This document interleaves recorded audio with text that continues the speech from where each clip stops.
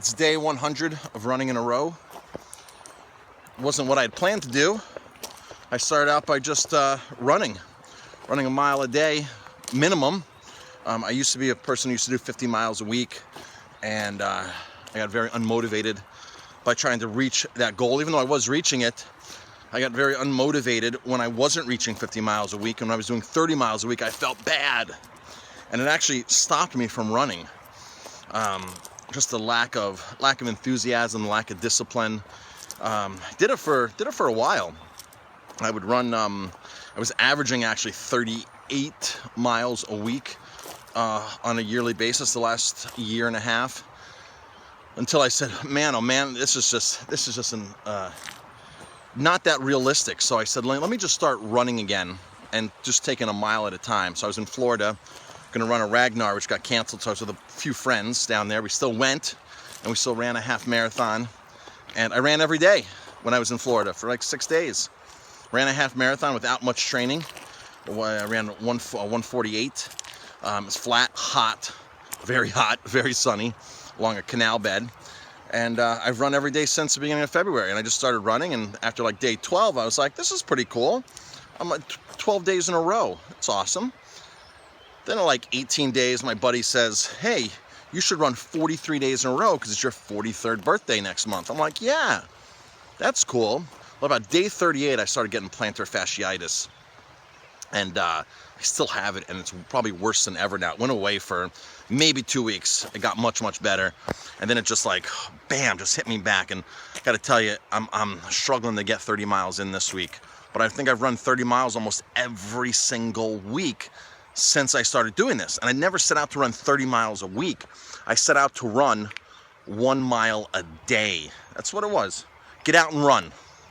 Get out and run just a mile. That's all you need is a mile. But 1 mile becomes 2, 2 becomes 3, 3 becomes 4. And pretty soon, I'm like, wow, this feels great. Why stop at 1? Now, there are days that I do 1 mile, and those are days that I would have never ran in the past because I only had time for 1 mile. And my mindset was, if I'm not going to go run 6 miles, and it's not worth running. Now it's like, I got 8 minutes. I can rock out a mile, be back to work, be back in my office, take my running clothes to work, wear my running clothes to work. So I'm away right now in Pennsylvania, Lansdale, PA, Evansburgh State Park. It's beautiful here. It rained heavy last night, so the trails are muddy, very muddy. So what am I going to do after today's 100th day? And I know there's some streakers out there that have been streaking for 1,000 days, 5 years, 10 years, 15 years. There's a guy in the Boston area who's hasn't missed a day in 39 years, and that's really freaking cool. My intention was never to do anything, like a year or anything. My intention was just to get out and run more, run a mile a day. And so I'm at day 100. I'm probably going to say I'm going to give it a little bit of a break because my foot is killing me. My plantar fasciitis, I wake up in the morning, I can't walk, I sit down, I can't walk, can't get back up and walk again. And it seems like it's getting worse as far as the area on my foot. I actually had to change shoes from a non-support shoe, non-cushion shoe to more of a cushion, which did help. When I run on trails, it's much better. As soon as I start hitting the pavement, that's when it really comes back. But if I stay on the trails all week, it actually improves. But we had a fire up by us at the state park, Sam's Point, and the park is closed. Even though I can still get some rail trails and stuff like that, what I still do.